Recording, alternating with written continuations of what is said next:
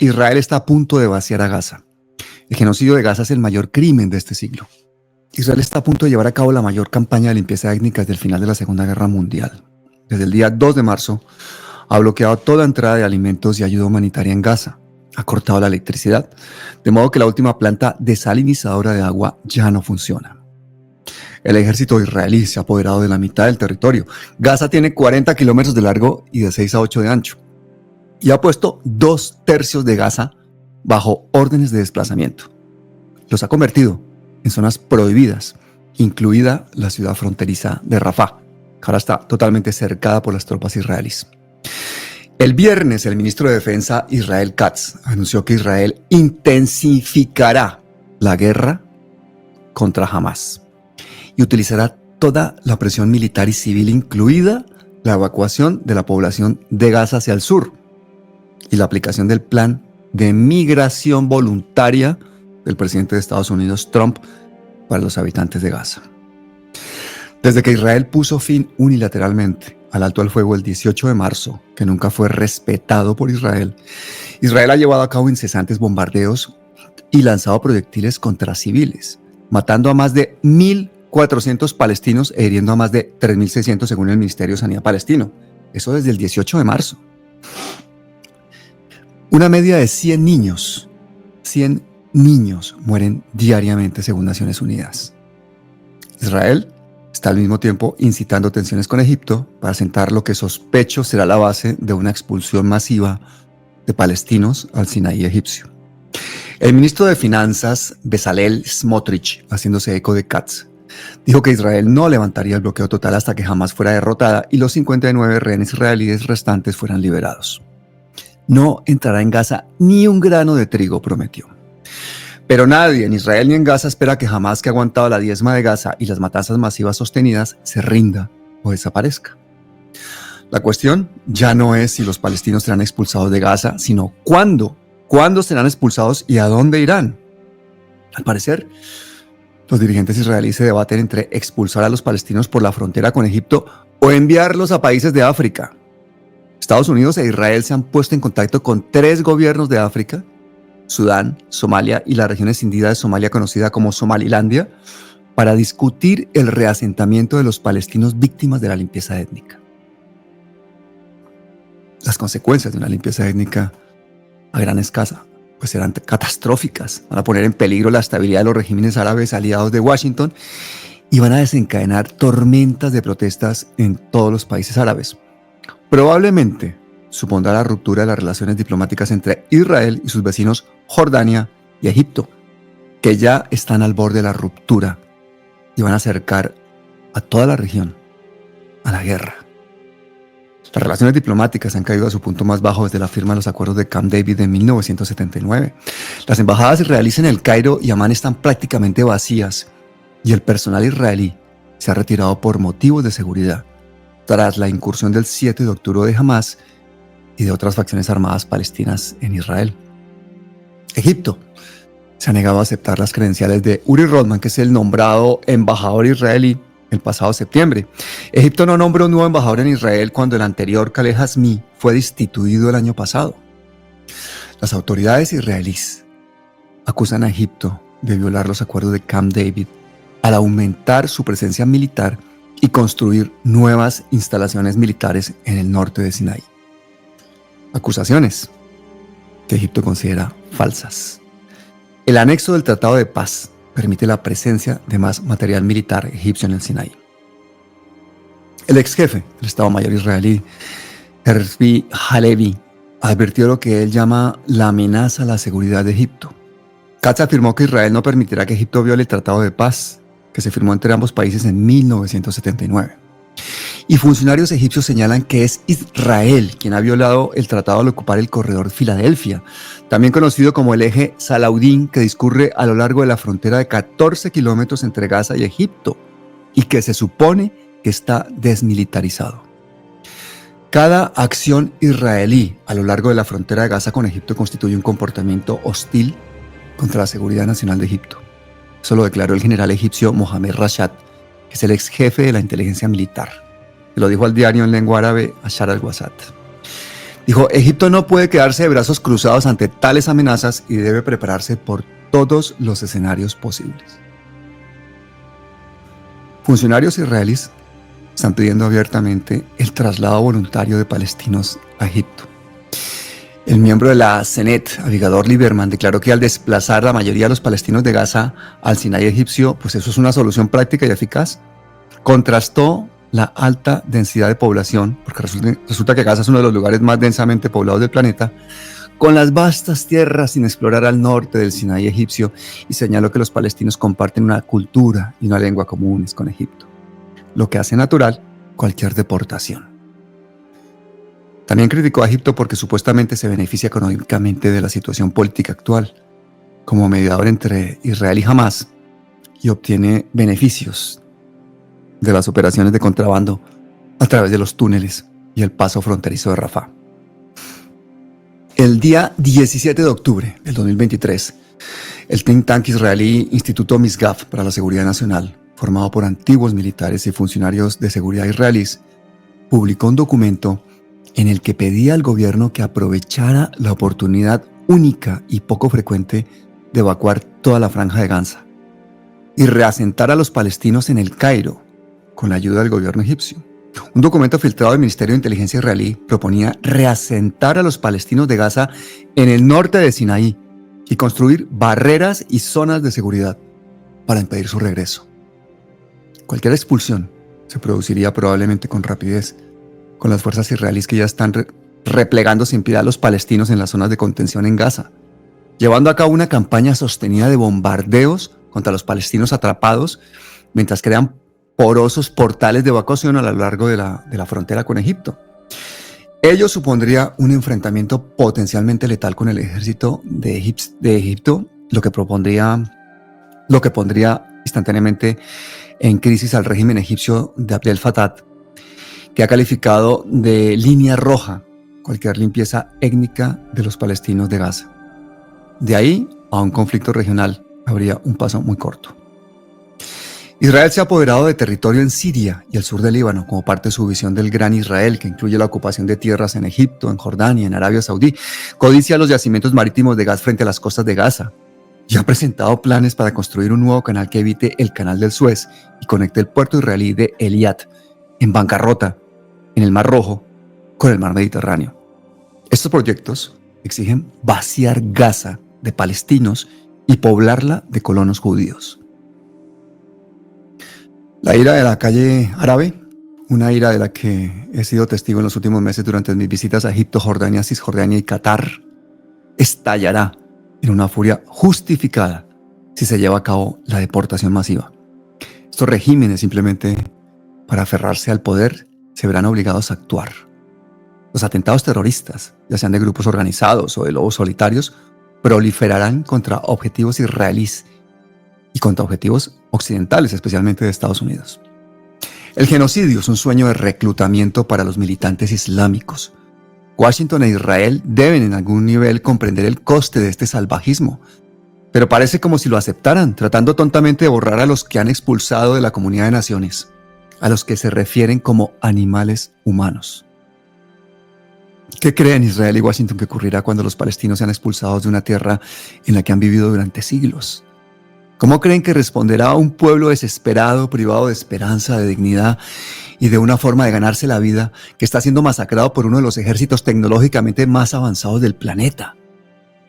¿Creen que crear un infierno dantesco para los palestinos va a atenuar el terrorismo o frenará los atentados suicidas y fomentará la paz?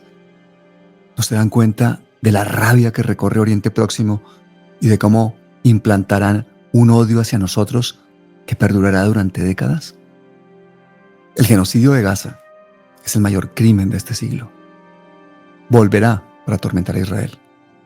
Volverá a perseguirnos. Traerá a nuestras puertas el mal que hemos perpetrado contra los palestinos. Se cosecha lo que se siembra. Hemos sembrado un campo de minas, de odio y de violencia. Esto no lo digo yo.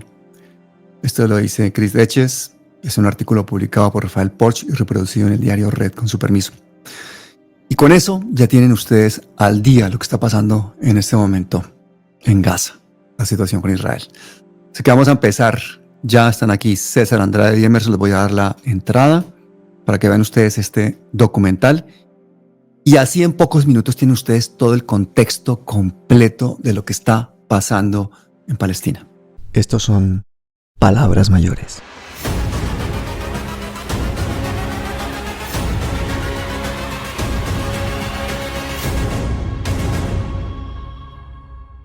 Bueno, ya estamos aquí con César Andrade y vamos a empezar. Acaba de entrar también Emerson Segura, periodista del año 2024 en México, Canal 14, TV Migrante. Estamos aquí, un equipazo. Emerson, bienvenido, ¿cómo estás?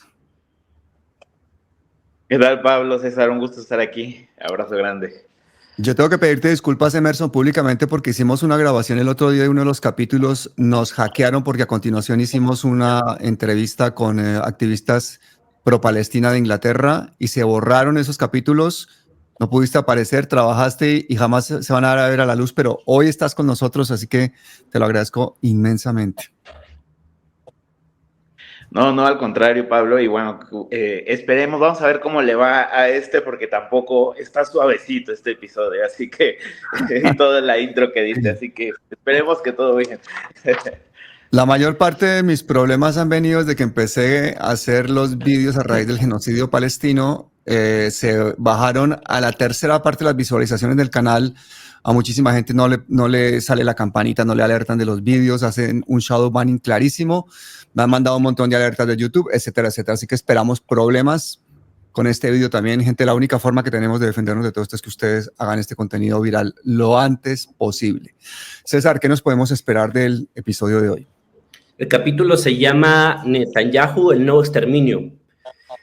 Vamos a explicarle a la ciudadanía los antecedentes históricos de cómo se fueron desarrollando estos hechos, de que no es una guerra ideológica, religiosa, sino prácticamente es una colonización, es una expansión territorial y es un nuevo exterminio ahora hacia el pueblo palestino por parte del Estado sionista, liderado por Benjamín Netanyahu.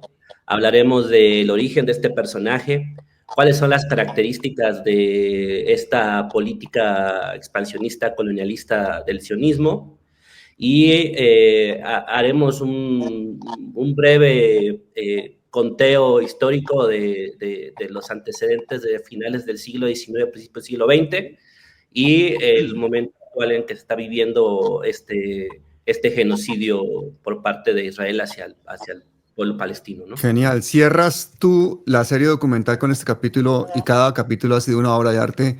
Nos imaginamos un capítulo espectacular desde el punto de vista de videografía, cinematografía, de contexto histórico, de documentación.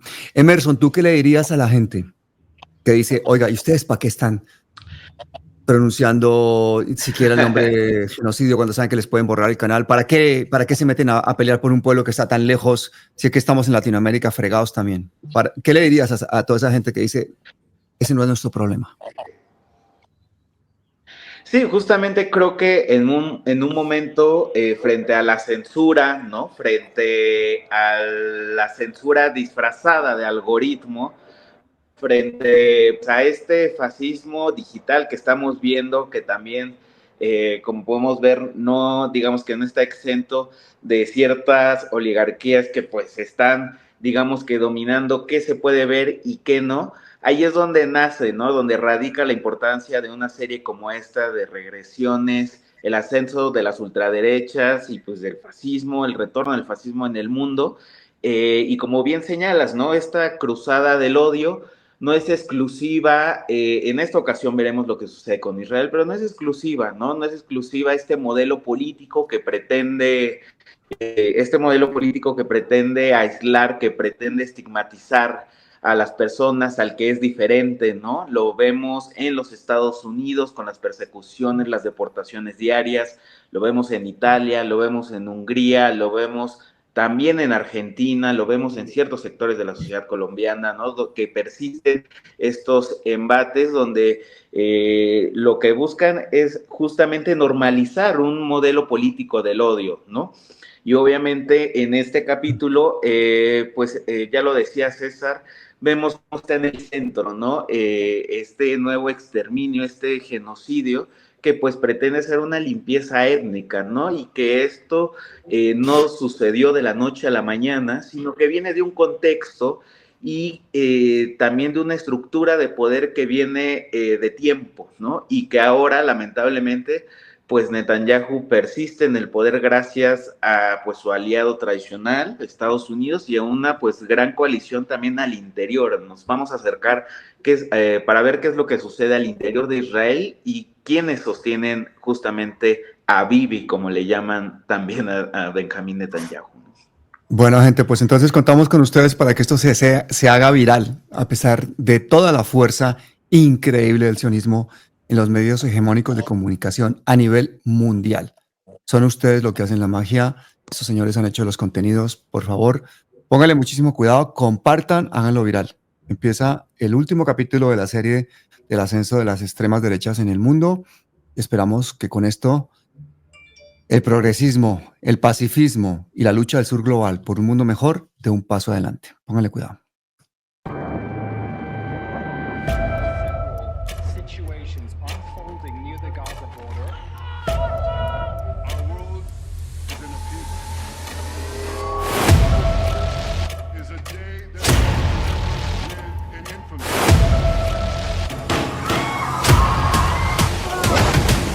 Never again must never be an empty promise. Never again is now. This is not a clash of civilizations. It's a clash between barbarism and civilization.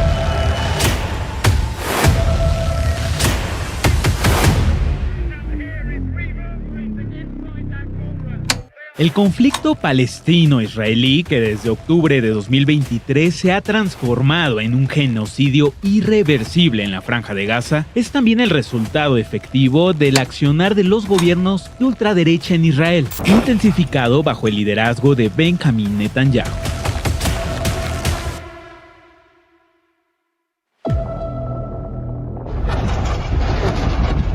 אזרחי ישראל היקרים, התחלנו, ואני מדגיש, רק התחלנו להכות בחמאס. התמונות של החורבן וההרס ממעוזי החמאס בעזה הן רק ההתחלה. חיסלנו מאות רבות של מחבלים, ולא נעצור שם.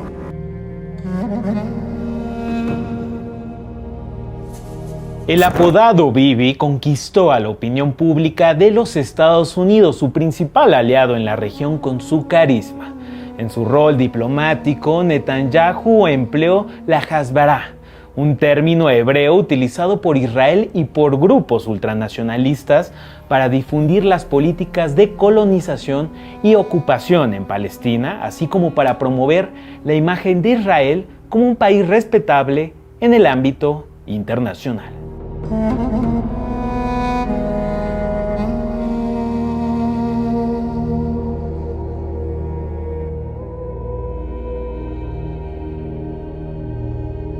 Este esfuerzo se ha realizado a través de un lenguaje cuidadosamente elaborado y una diplomacia cultural que busca justificar las acciones israelíes y presentar una narrativa favorable ante el mundo. Durante casi 4000 años, la tierra de Israel ha sido la patria del pueblo judío. Siempre ha sido nuestro hogar y siempre lo será. Estas fueron las palabras de Benjamín Netanyahu ante el Congreso de los Estados Unidos, para la fecha a la que 39,000 palestinos habían muerto como consecuencia de la ofensiva israelí sobre Gaza, y mientras la Corte Penal Internacional lo acusaba de usar el hambre como arma de guerra. La Hasbara, una propaganda sionista de la extrema derecha israelí, ha contribuido al debilitamiento de la legitimidad del Estado de Palestina, que continúa siendo un Estado observador sin derecho a voto en la ONU. Palestina ha perdido gran parte del territorio y enfrenta una crisis humanitaria a cuenta de 75 años de ocupación.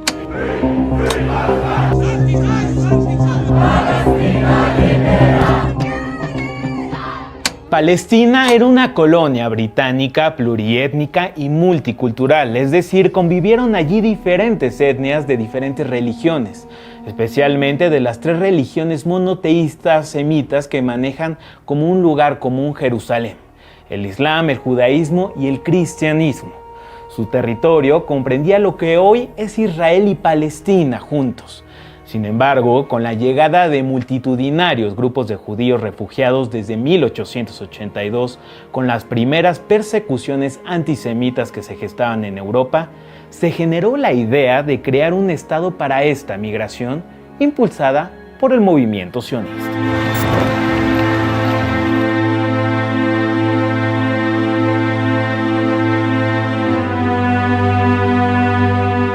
El sionismo es una ideología de extrema derecha basada en la creencia de que los judíos son una nación o una raza que merece su propio estado. Una teoría cuyo padre es el periodista vienés Theodor Herzl, quien propuso en un panfleto que la solución a los ataques antisemitas centenarios en Europa era la creación de un estado netamente judío. Las propuestas iniciales de Organización Territorial Judía, movimiento político judío que buscaba un territorio alternativo a Palestina, exploraba Uganda y Argentina, pero finalmente se decantó por Palestina, basados en la Tierra Santa, aunado a la Declaración de Balfour, una carta escrita por Arthur Balfour durante la Segunda Guerra Mundial a Walter Rothschild, líder de la comunidad judía británica. En aquel texto decía lo siguiente: el gobierno de Su Majestad ve favorablemente el establecimiento en Palestina de un hogar nacional para el pueblo judío y usará sus mejores esfuerzos para facilitar el logro de este objetivo, quedando claramente entendido que no debe hacerse nada que pueda perjudicar los derechos civiles y religiosos de las comunidades no judías existentes en Palestina, o los derechos y el estatus político que disfrutan los judíos en cualquier otro país. Tras la declaración del famoso documento, 100.000 judíos llegaron a Palestina,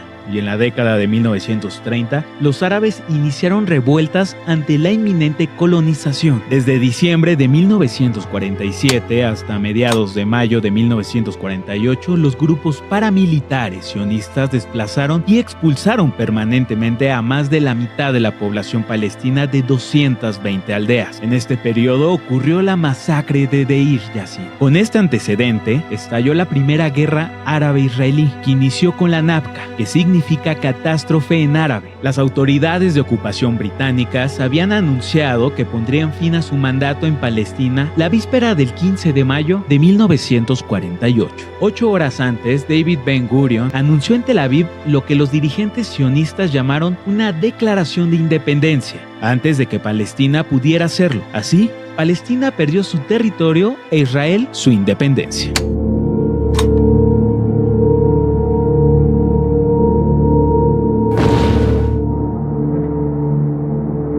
Como respuesta, Egipto, Siria, Jordania, Irak y Líbano atacaron a Israel, pero debido al poderío militar que poseía, obtuvo la victoria y tomó un 40% más del territorio palestino contemplado en la repartición de la ONU, ocupando varios territorios palestinos: Jerusalén Este y Cisjordania.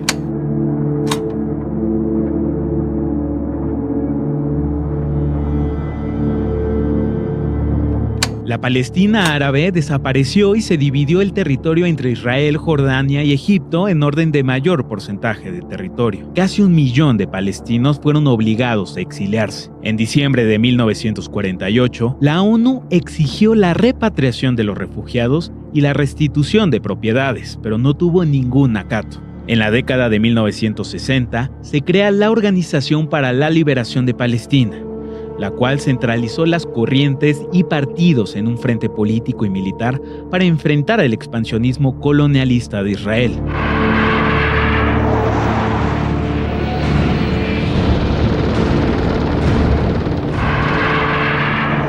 Y tras la Guerra de los 6 días en 1967, Israel ocupó varios territorios palestinos, incluyendo Jerusalén Este y Cisjordania. El derecho al retorno es un tema controversial, pues Israel, a través de su parlamento, la Knesset, instauró la ley de retorno para personas judías en 1950 para aquellas personas de herencia étnica, pero en 1970 la modificó a personas de diferentes nacionalidades conversas a la religión judía. Al tiempo que esto tiene lugar, Israel se opone al derecho al retorno del lado palestino. A lo largo de las décadas se sucedieron negociaciones, acuerdos y enfrentamientos, como la invasión israelí al Líbano en 1982 con la intención de eliminar a la OLP. A pesar de las garantías de seguridad para los refugiados palestinos que quedan atrás, se producen masacres en los campos de Sabra y Chatila, ubicados en el Líbano. Las milicias cristianas de Falange, un grupo paramilitar en la guerra civil libanesa, llevaron a cabo una matanza de refugiados palestinos. Recorrieron los campos y asesinaron, violaron y torturaron a cientos de palestinos.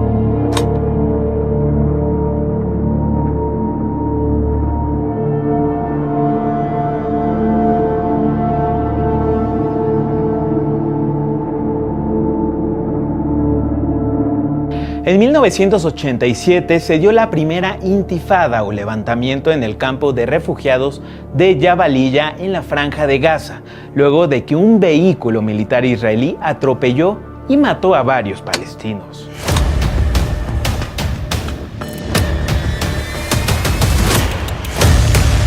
En diciembre de 1988, el presidente de la OLP, Yasser Arafat, se dirigió a la Asamblea General de la ONU en Ginebra, donde anunció que el Consejo Nacional Palestino establecido en el exilio aceptaba las resoluciones 242 y 338 del Consejo de Seguridad de la Organización de las Naciones Unidas,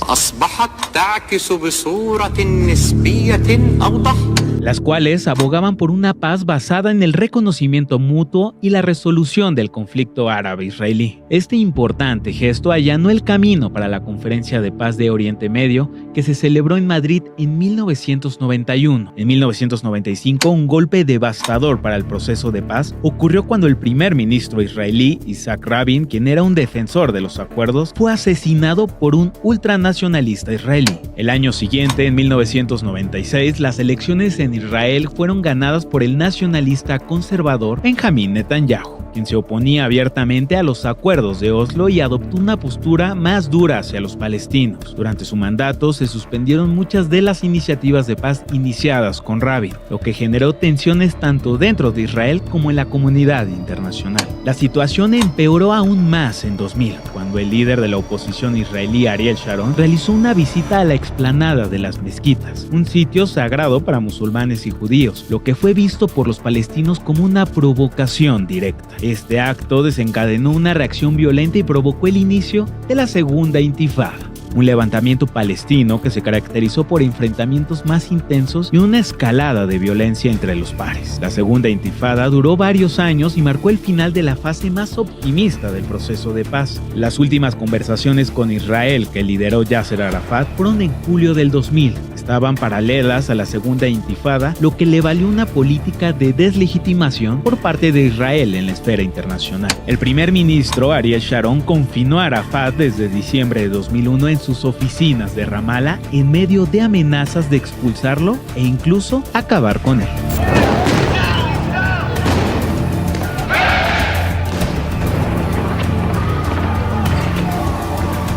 Finalmente, Yasser Arafat, líder palestino y presidente de la Autoridad Nacional Palestina, falleció el 11 de noviembre de 2004 en un hospital de París, Francia, a los 75 años. Nunca se esclarecieron las razones ni hubo una autopsia al momento de su deceso.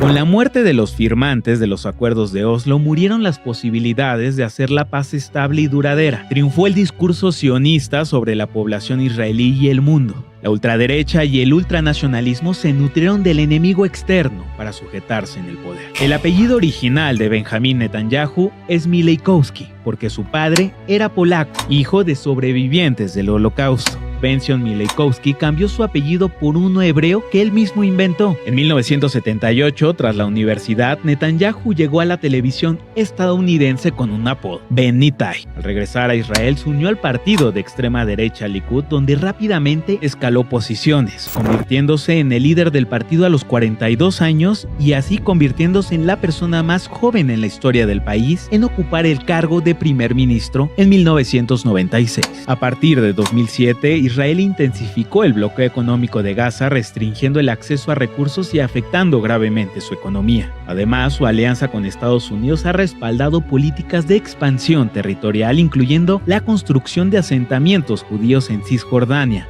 al cual el sionismo ha nombrado Judea y Samaria.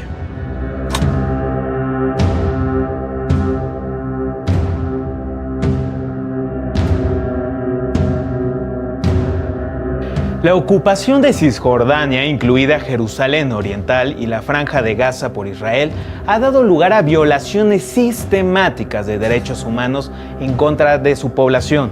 Las implacables políticas israelíes de confiscación de tierras, asentamiento ilegal y privación de posesiones, sumadas a la discriminación generalizada, han infligido un sufrimiento inmenso a los palestinos, despojándolos de sus derechos fundamentales. El régimen militar de Israel altera la vida diaria de los territorios palestinos ocupados. Condiciona si los palestinos pueden y cuándo acceder al trabajo, asistir a la escuela, viajar al extranjero, visitar a sus seres queridos, participar en protestas, cultivar sus tierras o disponer de servicios básicos como agua potable y electricidad. Cada uno de estos aspectos está marcado por la humillación, el miedo constante y la represión. En la práctica, Israel ha convertido la existencia entera del pueblo palestino en una forma de cautiverio. Los palestinos son los únicos niños del mundo que son procesados sistemáticamente por tribunales militares. En los últimos 20 años, unos 10.000 menores palestinos han sido recluidos en el sistema de detención militar israelí. Allí se han registrado casos de niños detenidos ilegalmente que han sido torturados.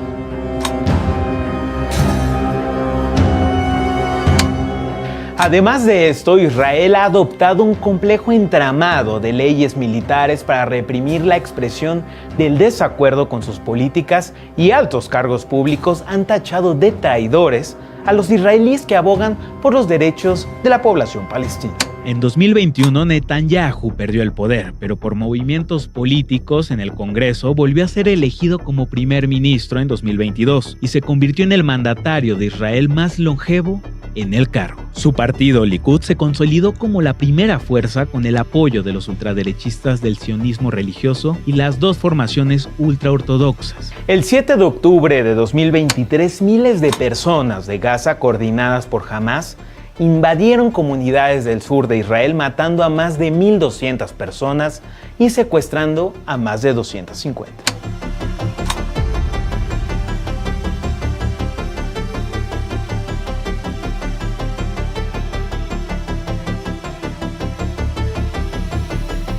En una ofensiva bélica, Israel se lanzó sobre la población palestina en Gaza, especialmente con el uso de bombardeos sobre los civiles. Ha diezmado grandes porciones del enclave y destruido infraestructura sanitaria clave. Se estima que hubo 64.260 muertes por lesiones traumáticas en Gaza entre el 7 de octubre de 2023 y el 30 de junio de 2024.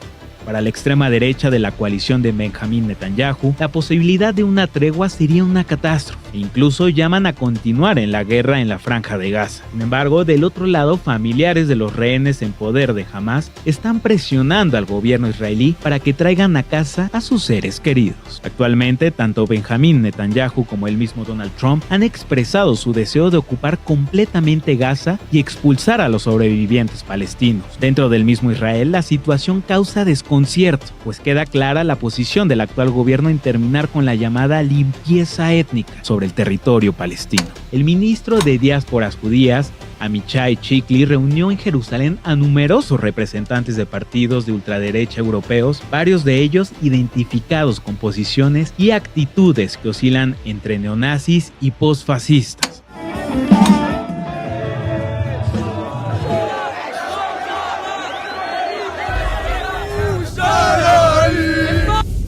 Muchos de los invitados, incluidos representantes de comunidades judías europeas y dirigentes que suelen alinearse con las políticas de Israel, decidieron cancelar su participación en el evento al conocer que ultraderechistas con una marcada reputación antisemita en sus países estarían presentes. Palestina ha tenido un cambio de paradigma que poco a poco le va quitando la cara al lenguaje sionista impuesto durante décadas en el análisis internacional sobre esta disputa, desde el uso desmedido de la fuerza y el irrefutable genocidio que afecta mayoritariamente a mujeres y niños. Palestina ha ganado apoyo de líderes de la comunidad internacional e incluso ha sido abanderada por comunidades judías no sionistas del mundo y por la población en general. La admirable labor de los periodistas palestinos que han sufrido sufrido más de 100 bajas desde 2023, ha sido clave para visibilizar la otra cara del conflicto. Estos esfuerzos han ayudado a demostrar que el conflicto palestino-israelí no es tan complejo ni se trata de una disputa religiosa entre musulmanes y judíos, sino de una lucha contra la ocupación, resultado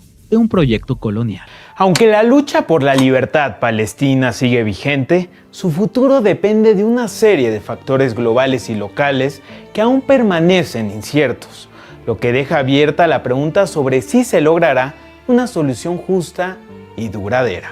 Esto fue Regresiones, el ascenso de las ultraderechas en el mundo.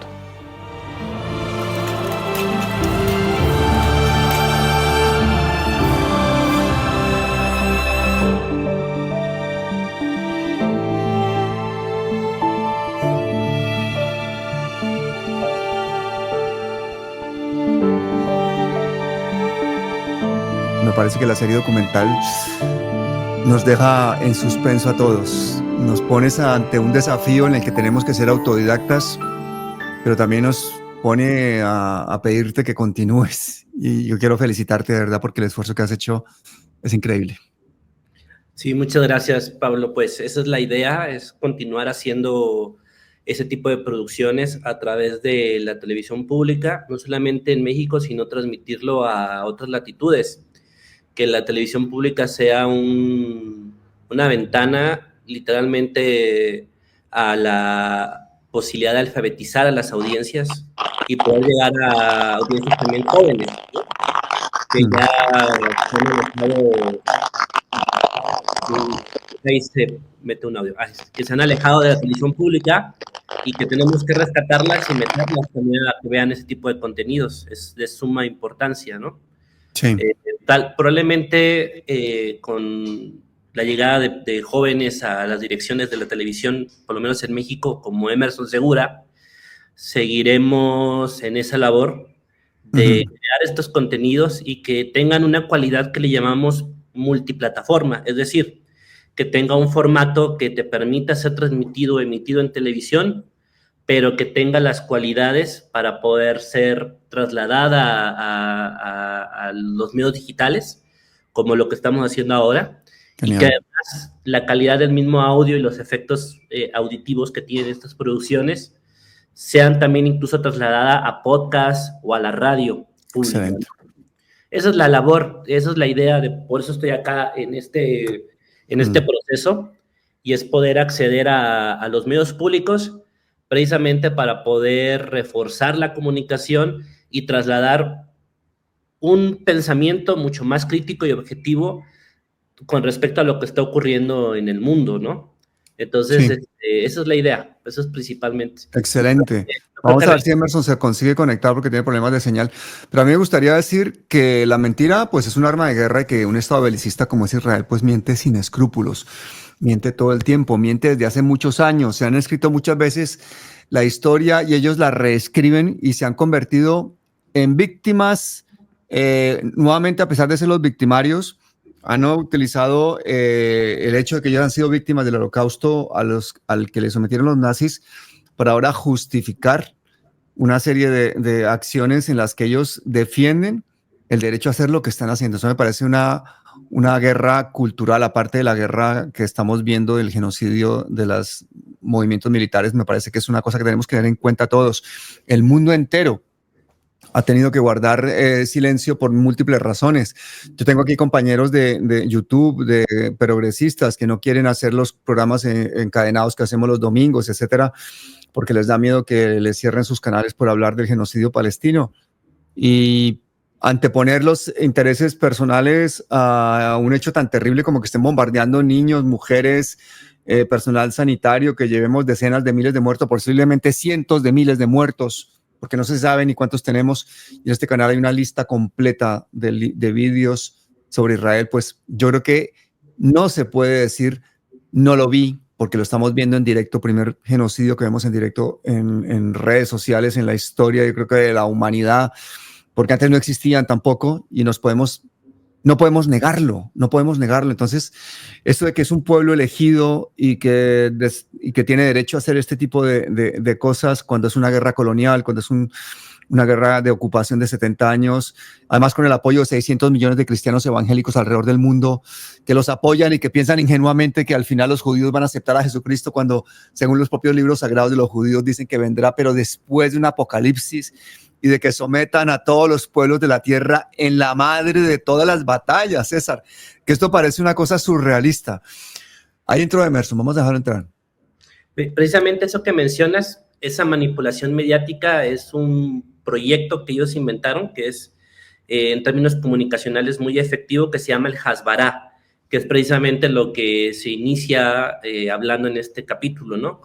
Que es el uso de herramientas no solamente diplomáticas, sino comunicacionales y culturales, y que lo que hace es precisamente es construir una narrativa de una imagen de víctima histórica que utilizan obviamente el Holocausto para poderse victimizar y de esa manera justificar una invasión, una colonización y un exterminio. El Hasbará es una palabra en hebreo que significa explicación. Es decir, nos quieren decir, según ellos, explicar cuál es la historia de un pueblo milenario y del por qué ellos merecen estar en ese territorio y por qué merecen los palestinos ser exterminados. Eso es un proyecto comunicacional que lo han venido implementando, estamos hablando de mitad del siglo XX, que se ha ido perfeccionando hasta la fecha con el uso de las redes sociales y obviamente a través de los cuerpos diplomáticos. Se ha implementado esta narrativa a través de comunicadores, de influenciadores, de líderes de opinión, de políticos y de los medios hegemónicos. Ese es el Hasbará, precisamente, que es la forma de comunicar, de explicar del por qué es el pueblo elegido, ¿no? Entonces es grave y es muy peligroso, ¿no? Es decir, ellos copiaron perfectamente el modelo comunicacional de Hegel, ¿no? Sí. Y total. como tú mencionas, la mentira replicada 1001 veces ha logrado que se imponga ante los medios como una verdad absoluta completamente, ¿no? Ya llegó Emerson. Emerson, bienvenido, por fin te vemos la señal bien, ¿cómo estás? ¿Qué tal, Pablo César? ¿Qué tal, hermano? Oye, lo mismo que le decía a César, enhorabuena, ¿verdad?, por este esfuerzo de estos documentales espectaculares de toda esta serie. Nos han dejado a todas las audiencias con deseo de más, de que esto siga y esperamos que sea así. Quería preguntarte por el personaje concreto de Netanyahu, que yo creo que es la parte que tenemos que utilizar a veces para entender todo lo que está pasando. Netanyahu necesita una guerra con Irán como única forma de mantenerse en el poder para evitar ser juzgado por corrupción. Y de paso que su cúpula militar sea juzgada por negligencia e ineficiencia porque permitieron el ataque terrorista de Hamas en octubre, que fue un ataque lleno de sombras y en el que inexplicablemente dejaron morir a cientos de civiles tras permitir la entrada masiva de terroristas y luego, pues, horas y horas de no reaccionar, a pesar de ser uno de los estados más tecnificados y militaristas del planeta. Es decir, necesitaba una excusa para hacer este genocidio. Ahora ya vemos los programas que tienen de urbanismo, los intereses en el gas de Palestina, etcétera, etcétera, etcétera. Pues que en medio de todo esto ha ganado las elecciones Trump, pero hubiese dado lo mismo porque el Partido Demócrata también votaba porque siguiera el genocidio, porque apoyaban totalmente a Netanyahu y de hecho le dieron cientos de miles de millones. ¿Cuál es tu lectura política previa a, digamos, lo que es el 7 de octubre y el ataque de Hamas, de esta situación de Netanyahu en la que en este momento pues parece haber salido victorioso porque se ha convertido en un héroe nacional de la causa sionista y aparte con el apoyo internacional ni más ni menos que del imperio norteamericano? Así es, Pablo. Vemos a un Benjamín Netanyahu que pues está, digamos que teniendo de lleno, por así decirlo, un tanque de oxígeno, ¿no? Un tanque de oxígeno que viene desde el exterior, cuando al interior ya estaba teniendo problemas. Hay que recordar que previo al ataque de Hamas había tenido lugar diversas manifestaciones en las calles en Israel, justamente, no sé si recordarán, por digamos, en relación a una reforma judicial que se estaba impulsando en aquel país, es decir, tenía descontento en la calle Netanyahu. Por otro lado, digamos que él estaba subordinado o sometido, digamos que su fuerza radicaba en esta gran coalición de ultraderecha, de partidos ultranacionalistas, donde más bien, digamos que él le servía a estos partidos, ¿no? Por la ecuación, como bien señalas, cambia radicalmente a partir de ese octubre. Y mencionabas los intereses, ¿no? Los intereses previos a este ataque. Y hay que recordar, por ejemplo, un dato que no es menor. Días previos a este ataque de Hamas, en Israel se aprobó a nivel local la aprobación del uso de armas, digamos que un poco como lo que conocemos en Estados Unidos, que digamos que cualquier persona puede ir a comprar armas y puede adquirir pistolas, en fin. Esto fue, digamos que liberado a nivel local en Israel. Es decir, se liberaliza el uso y la aportación de armas en Israel previo al ataque de Hamas, ¿no? Lo cual, desde luego, pues dispara la venta de armas, ¿no? Claro. Para, digamos que defensa propia, ¿no? O sea, digamos que vemos diversos cabos, digamos que a partir de ese momento, donde uno ya empieza a reunirlos y pues te das cuenta, uno puede percibir cómo no solo se trata de una reacción frente a una coyuntura, frente a un ataque, sino que tiene que ver con esta estructura, me voy a llamarlo así, esta estructura mental, ¿no? Justamente de aniquilación, que no viene, digamos que de octubre, a partir del ataque de Hamas, sino viene de antes, ¿no? Y es ahí donde pensábamos que, tú lo has señalado bien, el Partido Demócrata también ha respaldado a Israel, es decir, si hubiera ganado en este caso Kamala Harris, no estaríamos viendo algo distinto. Con Trump ahora vemos una profundización de este vínculo y de este respaldo a Israel, pero también no sería distinto con el Partido Demócrata, ¿no? Y ahora vemos esta política de segregación, ¿no? Esta política de exterminio. Basta ver esta semana, pues digamos que esta foto pues muy dura, ¿no? La foto de este niño que, digamos que fue amputado de sus brazos, que ganó el World Press Photo este año. Un niño, pues, de 9 años que fue amputado, digamos que por un cohete, por un ataque, y fue capturado por la periodista Samar Abu, y esa es la realidad, ¿no? O sea, un poco creo que esta foto es el recordatorio, ¿no? De que incluso, ¿no? En esta semana que es Semana Santa, pues digamos el enclave palestino persiste la violencia, ¿no? Persiste las políticas de exterminio y de odio, y bueno, ahí están los datos, ¿no? La Organización de los Refugiados de las Naciones Unidas Palestina, pues señala que Gaza, pues es el territorio con más niños amputados per cápita, ¿no? Justamente del mundo, ¿no? O sea, para darnos una dimensión de lo que está sucediendo y donde pues la mayor cantidad de víctimas, como veíamos en el programa, en este episodio, pues lamentablemente son mujeres y niños, ¿no? Estamos frente a eso, ¿no? En una política indolente y una política pues fincada en el odio y pues completamente segregacionista, ¿no? Oiga, hermanos, a mí me da muchísima rabia ver a Netanyahu durante los últimos años yendo una y otra vez al Congreso de Estados Unidos a hacerse la víctima, a llorar del holocausto nazi para salir siempre de allí con millones de dólares y armado hasta los dientes, armas y dinero con las que ahora hace lo mismo que le hicieron a su pueblo y que pues al final lo último que quiere la gente es guerra, pero lo principal que quiere Israel es que Estados Unidos se enfrente a Irán, que es su gran enemigo, y ha utilizado todas las excusas y todos los engaños para que Estados Unidos se enfrente a Irán. No lo ha conseguido hasta el momento. Irán, de hecho, ha tenido bastante paciencia.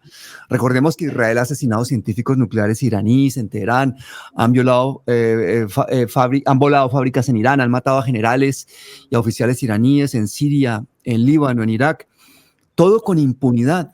Es decir, el tema geopolítico de Oriente Medio es básicamente la búsqueda de ese enfrentamiento final que quiere Israel entre Estados Unidos e Irán para que acabe con su gran enemigo Y ese es su gran objetivo. Y de hecho, las respuestas de Irán a los ataques de Israel han sido bastante medidas, porque siempre han sido sobre estructuras militares, normalmente en horas en las que no hay gente, mientras que Israel ha atacado indiscriminadamente población civil en diferentes países, bombardeando zonas residenciales, etcétera, etcétera.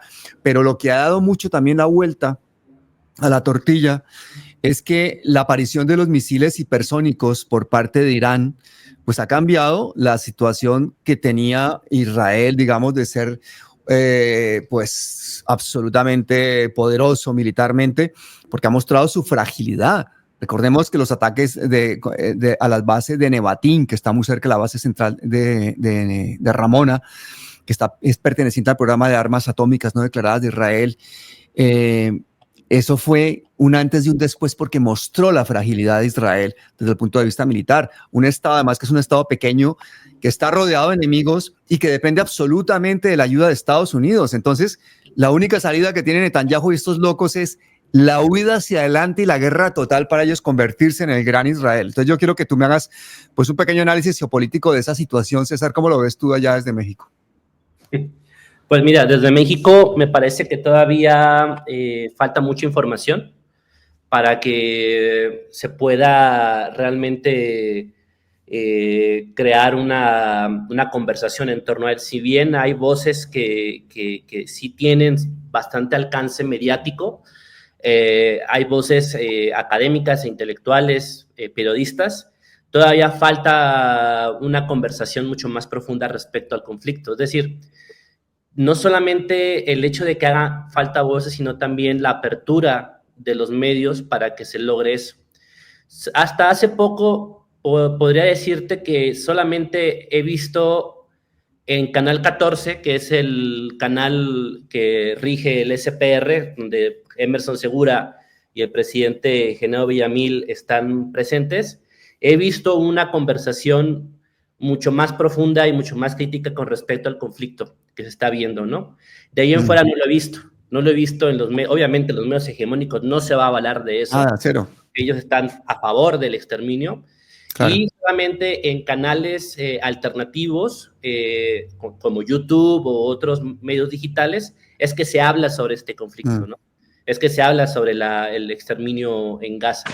Ahí en fuera hay una censura no del Estado, porque afortunadamente tenemos un gobierno que no está a favor del exterminio, que es un gobierno progresista que ha reconocido actualmente al Estado palestino a través del gobierno de la presidenta Clara Sheinbaum, pero sabemos muy bien, tanto Pablo, Emerson y muchos que estamos aquí en este momento, en este en vivo, que los medios hegemónicos están gobernados por intereses privados, económicos, y que muchos de ellos tienen financiamiento de ONGs o de grupos políticos y económicos directamente de Estados Unidos y de grupos afines al sionismo, ¿no? Entonces, en ese sentido, yo te podría decir que hace falta todavía más conversación, hace falta que los medios de comunicación tengan la posibilidad de una apertura en torno a esta temática tan dolorosa, que es la que estamos viendo.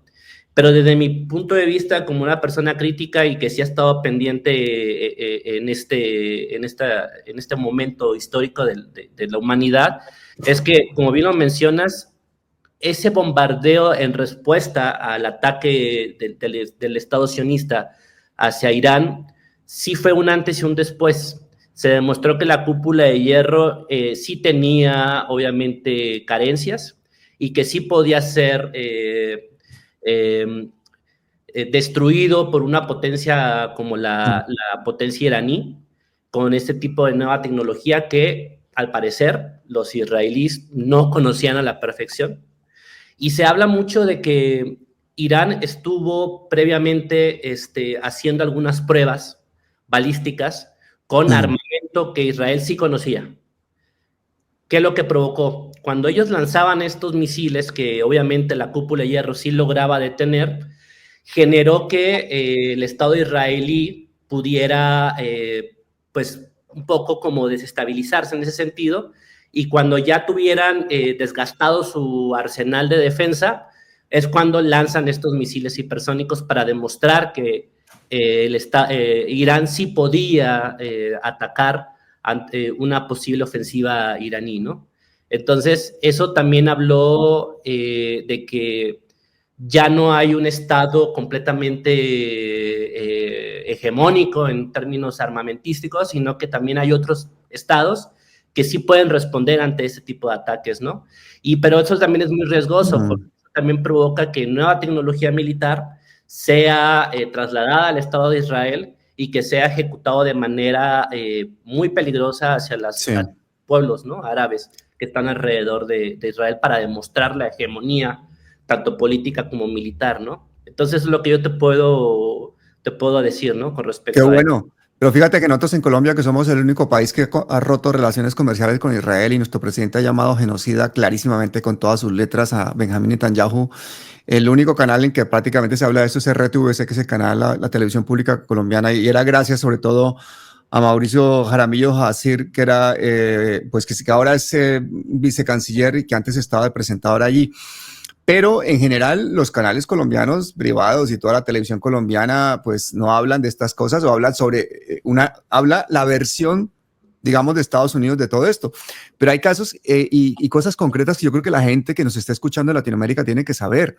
Por ejemplo, el hecho de que estos misiles hipersónicos hagan totalmente permeable esa cúpula de hierro es una cosa, pero es que no necesitaron ni siquiera misiles hipersónicos para permear la cúpula de hierro. Lanzaron unos ataques totalmente en lluvia que conseguían hacer colar a la base de Navatín, donde está el radar norteamericano antimisiles más avanzado del mundo, que es el ANTP-12. Eso está conectado a la red de satélites de defensa. Es el que activa los misiles antibalísticos más avanzados como el Arrow 2, el Arrow 3 o los Patriots. Es decir, la bomba de tecnología. Y consiguieron llegar a Navatín, el sitio más seguro del mundo, impactando con 5 de los 7 misiles iraníes que ni siquiera eran hipersónicos. Es decir, por simple sobresaturación, la cúpula esta de acero, de hierro, de lo que sea, era permeable. Luego, además, están los misiles hipersónicos, que los tienen Rusia, China, Irán, Corea del Norte, pero Estados Unidos ni Israel los tienen.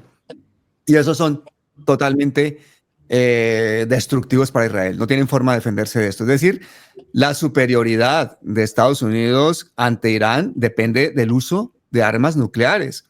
O sea, Irán puede acabar con todas las bases norteamericanas en la región, puede cerrar, por ejemplo, el estrecho de Hormuz, crear una crisis global, puede movilizar a sus 6 millones de reservistas o más que tiene, puede movilizar a los aliados en cuestión de horas por toda la región. Es decir, Estados Unidos ni Israel tienen la capacidad militar para intimidar a Irán, salvo que usen bombas atómicas. Entonces, la pregunta que le hago a ustedes es, ¿ustedes creen que un fanático religioso, político corrupto, en la huida desesperada como Netanyahu, sería capaz de utilizar armas nucleares? Emerson. Bueno, yo creo que justamente, como lo señalaba César, lo que está en disputa es la hegemonía armamentística, ¿no? Y no solamente esta hegemonía se mide en función de cuál es tu capacidad, digamos, de ataque, sino también la industria armamentística es un gran negocio y eso también es lo que está en disputa, ¿no? O sea, digamos que Israel, que era reconocido por su capacidad de inteligencia y que, digamos que de eso hizo una industria en el mundo, aquí en México también lo vivimos, ¿no? O sea, esta capacidad de exportación supuestamente de la industria de armas y de inteligencia y de seguridad, eso también es lo que se está disputando Israel, es decir, el negocio, lo que le deja dinero, no solamente una hegemonía en cuanto a expansión territorial, ¿no?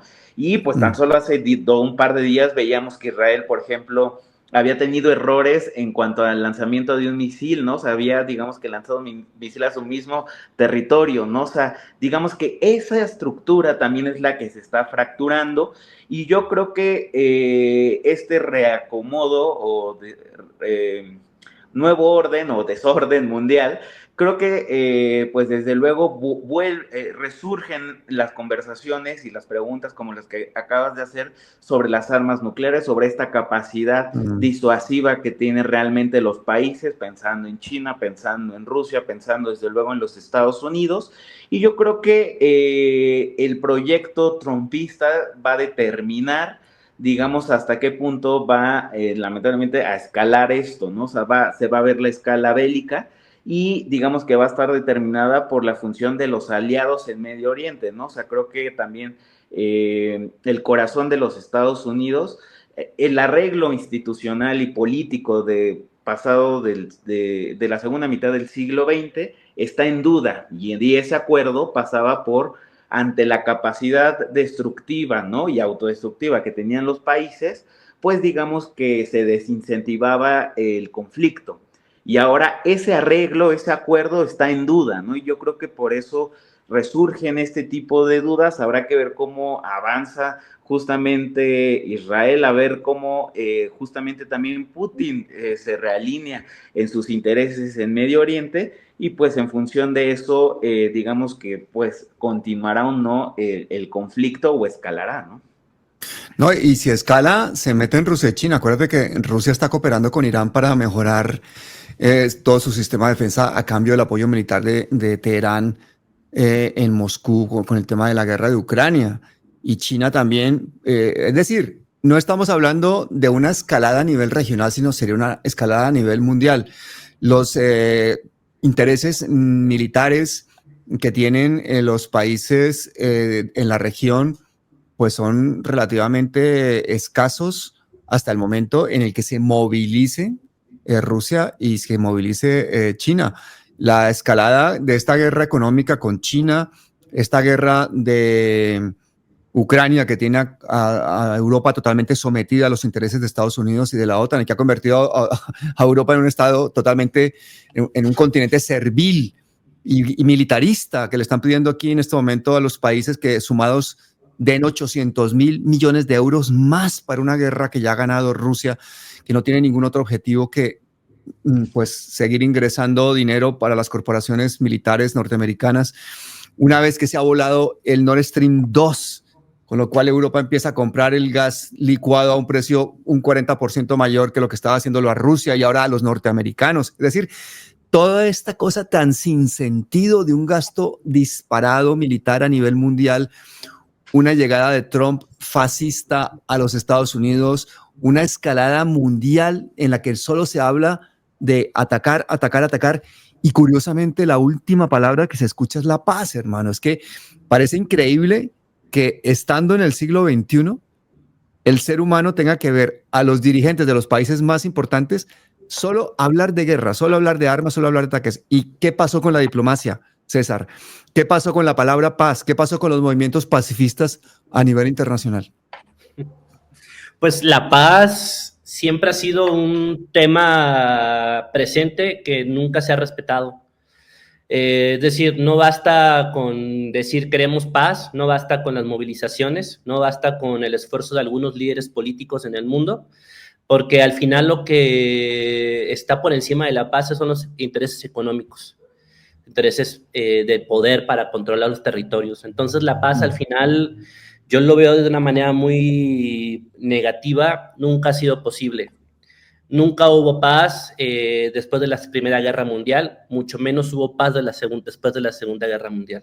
Es decir, pues ahí podemos ver algunas entrevistas en México del ya fallecido Vargas Llosa, donde decía que el momento más pacífico de la historia de la humanidad es el siglo XX, y veíamos a nuestro premio Nobel de literatura, Octavio Paz, decirle, pues te recuerdo que el siglo XX fue el siglo de las guerras, fue el siglo de las masacres, ¿no? Fue el siglo de los éxodos migratorios de los pueblos, del pueblo palestino, de los pueblos de América Latina, ¿no? Y hoy, siglo XXI, seguimos viendo el siglo de las guerras, el siglo de los exterminios, el siglo de las migraciones, el siglo de la miseria, el siglo de las desigualdades, ¿no? ¿Dónde está la paz? La paz la queremos todos, pero yo veo que no se quiere la paz porque no es negocio. Es decir, la paz no va a funcionar porque no es rentable. Oye, y esa lógica de que tienen los europeos ahora, que para negociar una paz mejor, Ucrania tiene que intentar conseguir la máxima victoria militar posible para poder negociar mejor la paz. O sea, tú imagínate la cosa tan absurda O sea, ya has Exacto. perdido la guerra, ya te están machacando, ya llevas casi 1 millón de muertos, están reclutando ya a los últimos ucranianos jóvenes a la fuerza y siguen diciendo, no, es que hay que mandar más armas y más dinero porque, para poder negociar mejor la paz. O sea, a la paz se llega a través de la guerra, a través del gasto militar. Es eso. ¿Qué opinas tú de esa lógica, Emerson? ¿Cómo le cabe eso en la cabeza a la gente? Sí, creo que esos son, es el tono, ¿no? De los tiempos que corren, donde también en esta reorganización global, pues vemos que, digamos, los acuerdos previos también se caen, ¿no? Y es interesante ver cómo hay fracturas incluso entre Ucrania y los Estados Unidos, ¿no? Entre Europa y la misma OTAN con los Estados Unidos, en función de que Donald Trump dice, yo ya no voy a no voy a seguir financiando la OTAN, cuando la Unión Europea sigue apostando y la OTAN porque siga financiando este conflicto. Es decir, hay un cruce, ¿no? Entre los intereses, entre la industria, entre los negocios, y donde la promesa de un siglo XXI en paz, pues digamos, se desmorona, ¿no? Pasando por crisis económicas como la del 2008, o sea, la crisis del modelo neoliberal pasa por ahí, ¿no?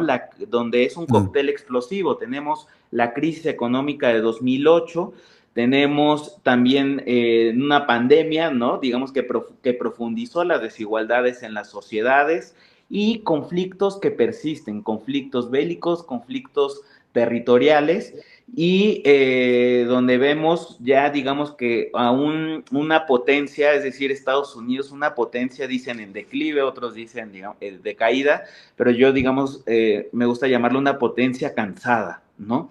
Donde también su capacidad de incidir e influir en los procesos políticos y geopolíticos se ve disminuida, y donde creo que también se alimenta en buena medida. Por eso es importante, creo que fue para nosotros esta serie de regresiones, porque también el hilo conductor de estos odios, ¿no? De estas políticas, era justamente el odio hacia el otro, ¿no? Digamos que en cualquier territorio se puede ver. En Europa lo vimos, en América Latina lo estamos viendo, en los Estados Unidos, y es a partir de ahí donde pues la guerra, digamos que se empieza a normalizar, ¿no? O sea, digamos que la disputa entre Ucrania y Rusia, más allá que saliera en la revista Vogue con Zelensky, pues empezó a normalizar incluso para los mismos aliados, ¿no? Y eso pues frivoliza las conversaciones, trivializa justamente las reflexiones de fondo, sumado a pues lo que hablábamos anteriormente en cuanto a estas conversaciones en el mundo digital. Tú lo sabes mejor, Pablo, y cómo pues la tiranía del algoritmo también busca desincentivar que se hable de esto, ¿no? Y ahora que dices eso, este es posiblemente, si no tenemos suerte, el último vídeo de Palabras Mayores, porque aquí hemos dado una explicación clara, concreta del problema del sionismo, hemos explicado el genocidio. Si llegan a tumbar este vídeo, nos tendremos que reencarnar en formas diferentes de resistencia. No me extrañaría. Este vídeo lo voy a publicar hoy domingo, horas después de que hayamos hecho un en vivo con el senador Iván Cepeda, que es el gran luchador por las víctimas de los crímenes de Estado en Colombia. Un senador cuyo padre fue asesinado y que esta misma semana encontraron al culpable, o lo encarcelaron, o lo enjuician, o lo que sea, al asesino de su padre. La misma semana en que estamos celebrando el aniversario del asesinato de Eduardo Umaña Mendoza, uno de los abogados de derechos humanos más grandes de Colombia.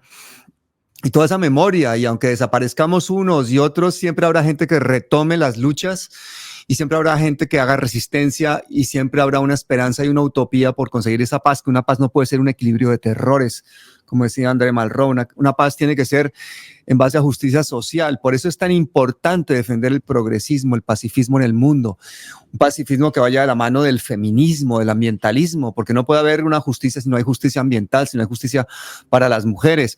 Asesinaron a una persona transgénero de la forma más miserable en estos días en Medellín, en Colombia. Todo eso es parte Todo eso es parte del problema que tenemos en el mundo para percibir la paz como algo imposible, porque hemos normalizado la violencia de todo tipo.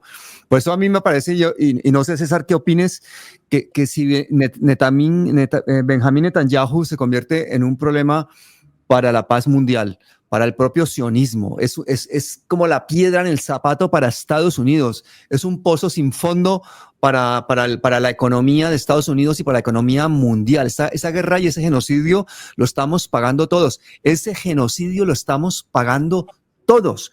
Es decir, si a este psicópata y a estos psicópatas que dominan el mundo, otros psicópatas que tienen poder económico y que pueden ver en peligro su propia supervivencia ante un apocalipsis nuclear, ¿tú no crees que de pronto el terminar un ciclo y empezar otro puede venir de la mano de que no sean capaces todavía de salir corriendo de este planeta e irse a una colonia en otro planeta, sino que tengan que estar físicamente metidos aquí en esta bolita de piedra que flota por el universo llamada planeta Tierra?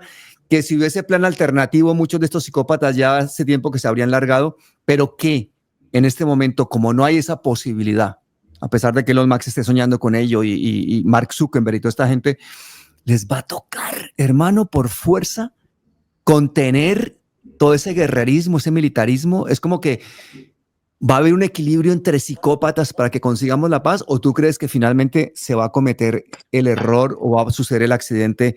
Alguien va a darle al botón, se le va a ir, ¿cómo se dice? Se le va a ir la olla a alguien y vamos a terminar en una guerra nuclear. Pues mira, yo creo que las guerras mundiales han sido detenidas precisamente porque no han sido redituables económicamente para quienes estuvieron detrás de estos conflictos bélicos, ¿no? Yo sigo insistiendo que la paz no será hasta que, como tú bien lo mencionas, deje de ser funcional o deje de ser funcional económicamente para las grandes potencias. Es decir, Benjamín Netanyahu dejará de ser el líder de la guerra en el mundo hasta que deje de ser para Estados Unidos económicamente viable. Es decir, cuando Benjamín Netanyahu no pueda seguir sosteniendo la guerra y siga haciendo pérdidas para para los Estados Unidos, ahí es cuando Benjamín Netanyahu dejará de ser quien es ahora, ¿no? Lo vimos ahora con Zelensky. Zelensky en este momento ya no es redituable para Estados Unidos. Por lo tanto, Estados Unidos ahora está, de cierta manera, intentando detener esa guerra y se quiere mostrar como el gran pacifista mundial, ¿no? Simplemente es que dejó de ser negocio para Estados Unidos. Por eso Zelensky ya no es Zelensky la figura, el liderazgo que fue hace unos años para los Estados Unidos. Puede pasar también con Benjamín Netanyahu o para el siguiente presidente que venga de Israel. Si en algún momento ya no es redituable económicamente, pues entonces ya Estados Unidos dejará de apoyarlos.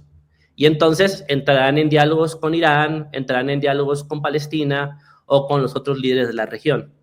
Es económico en su totalidad, ¿no? Ahora, creo que sí estamos al borde de que un loco pueda oprimir el botón rojo, pero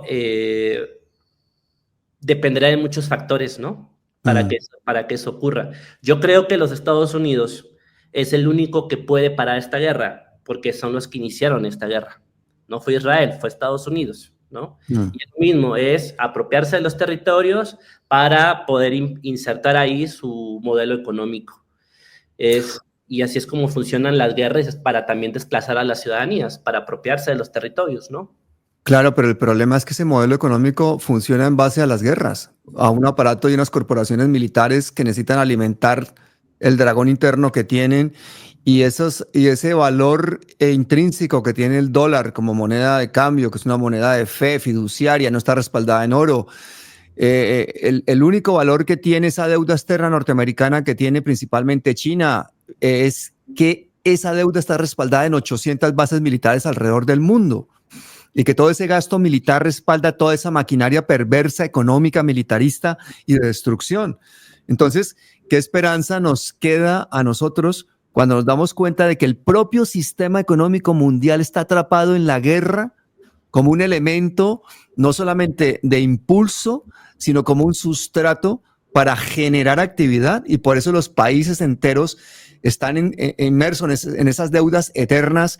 Países tan desarrollados, cunas de los derechos humanos como Francia, con dirigentes absolutamente militaristas. Vemos a la señora Ursula von der Leyen pidiéndonos que nos preparemos para una guerra que es inminente, que compremos comida extra y cosas extras en nuestras casas, porque hay que preparar a los jóvenes nuestros para la guerra. Que países como Alemania, que han pasado por la enseñanza más grande de humildad en el planeta, en este momento no se pueda sacar una bandera palestina ya porque te meten en la cárcel, porque te apalean por las calles, porque en este momento la única lógica que parece funcionar es la de la guerra. Entonces, si la economía no nos va a servir para salvarnos, ¿qué nos puede servir, Emerson?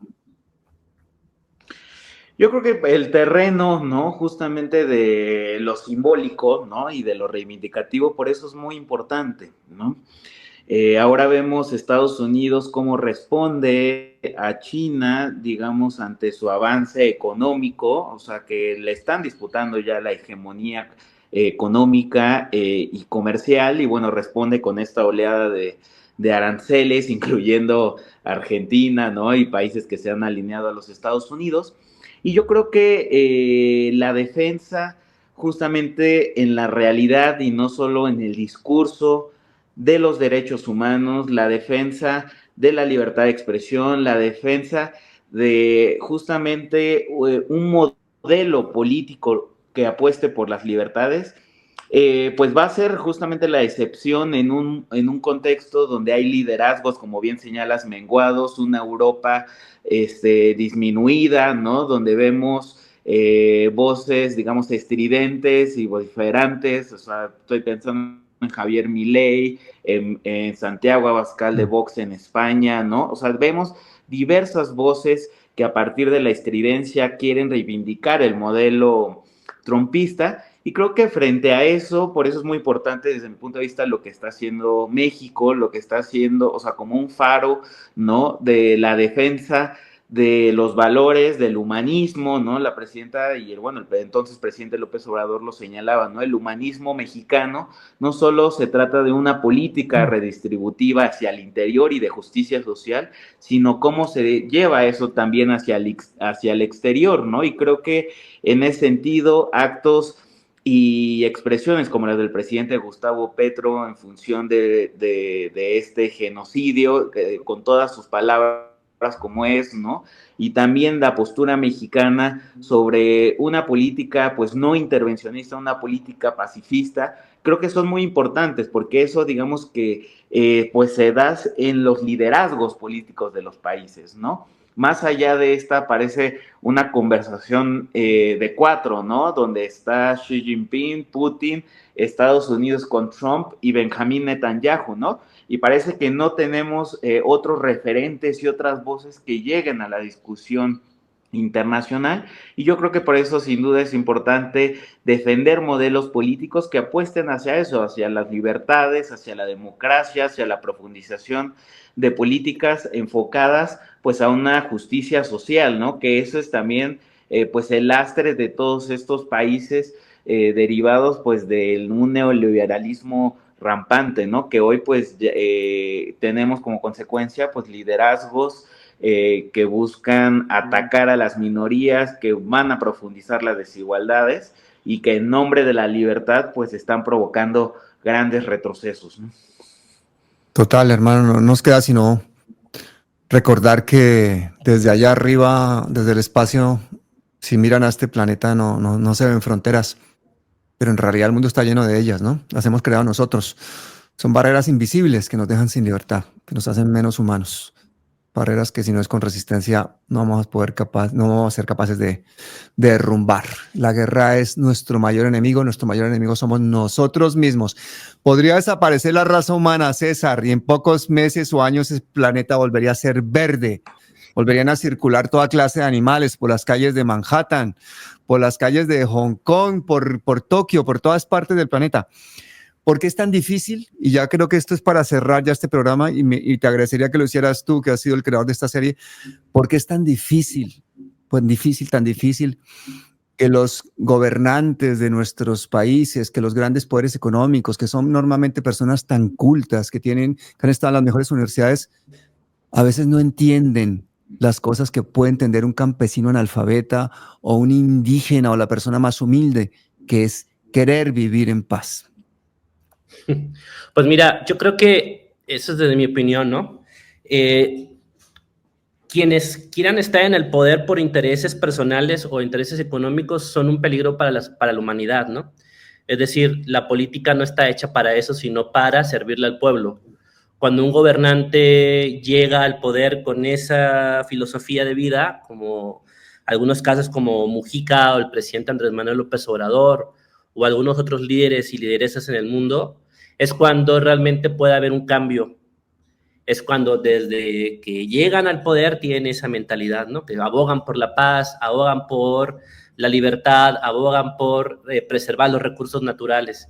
Pero cuando estos liderazgos llegan al poder y que además llegan ahí porque tienen detrás todo un lobby económico, ellos no van a aportar nada por los intereses del pueblo, sino para los intereses de unos pocos, ¿no? Yo creo que ese es el gran problema. Creo que la única manera para que estos pensamientos cambien, no solamente en todas las sociedades, es que desde abajo, desde los sectores populares, sigan llegando a ocupar estos cargos de poder. Muchas veces se hace crítica cuando un liderazgo político no tiene una educación en Harvard o no tiene el idioma en inglés o no tiene estudios en licenciaturas, en maestrías, en doctorados, porque la narrativa que nos han implementado es que para ocupar un puesto político, un puesto de poder, es que tienes que haber estudiado las mejores universidades. Ejemplo claro en México, ejemplo en Colombia, ejemplo en otros países. ¿De qué ha servido tener a estos liderazgos que han estudiado en las mejores universidades de Europa, en las mejores universidades de Estados Unidos? Cuando llegan al poder no hacen nada por los pueblos, no hacen nada por las ciudadanías. Ellos están ahí porque fueron adoctrinados por una educación eurocentrista, con una educación que está financiada por intereses económicos para que lleguen a esos puestos. Yo prefiero 1000 veces tener a un indio, como le decían a Evo Morales, que no habla bien el idioma castellano, pero que viene desde las bases, que viene desde el campo, que entiende las problemáticas de su pueblo y que son los que terminan gobernando de manera efectiva porque conocen bien las necesidades de los pueblos. ¿De qué sirve tener a un hombre, una mujer con corbata, con saco Chanel, con un perfume, con un gran peinado, cuando ellos no realmente van a apoyar a los pueblos? Ellos están ahí por intereses económicos. Entonces yo creo que por ahí va. Los liderazgos tienen que ser ocupados por las personas que vienen del pueblo y que van a luchar por los intereses del pueblo. Si seguimos teniendo estos liderazgos estudiados en las universidades norteamericanas, en las universidades europeas, pues muchas veces ellos van a estar abogando por los intereses económicos, nada más, y por eso no va a haber un cambio, ¿no? Así es, hermano. Yo quiero agradecerte a ti, agradecer a Emerson este esfuerzo increíble que han hecho por esta serie. Yo estoy seguro que las personas que nos han estado escuchando, que nos han estado viendo, si en este momento cierran los ojos, van a seguir viendo ondear esa bandera de Palestina, que es una bandera de libertad, representa la raza humana, representa la bandera de cualquier pueblo oprimido, nos representa a todos. Y yo espero que sigamos haciendo muchísimas más cosas. Lo primero es que decirle a la gente que la próxima semana ya empezamos a volver a intentar sacar al aire la serie Espurio. Espero que esta vez no tengamos problemas de derechos y de cosas con Canal 14. Ahí tenemos a Emerson para que nos ayude, para que no nos baneen, porque nos costó muchísimo, más de un año quitarnos el strike. Pero creo que es importante que los pueblos del sur global se unan en esta labor educativa contra el fascismo, contra la guerra y a favor de los más humildes. Así que Emerson, César, muchísimas gracias. Gracias a ti. Muchas gracias, Pablo. Gracias, Emerson, por su tiempo. Gracias, Pablo.